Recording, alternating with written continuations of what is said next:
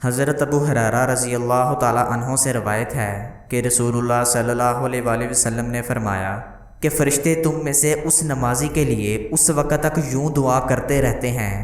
جب تک نماز پڑھنے کے بعد وہ اپنے مصلی پر بیٹھا رہے کہ اے اللہ اس کی مغفرت کر، اے اللہ اس پر رحم کر، اللہم اغفر لہ، اللہم ارحمہ۔ تم میں سے جو شخص جو صرف نماز کی وجہ سے رکا ہوا ہے، گھر جانے کے سوا نماز کے اور کوئی چیز اس کے لیے مانع نہیں، تو اس کا یہ سارا وقت نماز ہی میں شمار ہوگا۔ حضرت ابو ہریرہ رضی اللہ تعالی عنہ نے بیان کیا کہ نبی کریم صلی اللہ علیہ وآلہ وسلم نے فرمایا، اللہ تعالیٰ فرماتا ہے کہ میں اپنے بندے کے گمان کے ساتھ ہوں، اور جب وہ مجھے اپنے دل میں یاد کرتا ہے تو میں بھی اسے اپنے دل میں یاد کرتا ہوں، اور جب وہ مجھے مجلس میں یاد کرتا ہے تو میں اسے اس سے بہتر فرشتوں کی مجلس میں یاد کرتا ہوں، اور اگر وہ مجھ سے ایک بلشت قریب آتا ہے تو میں اسے ایک ہاتھ قریب ہو جاتا ہوں،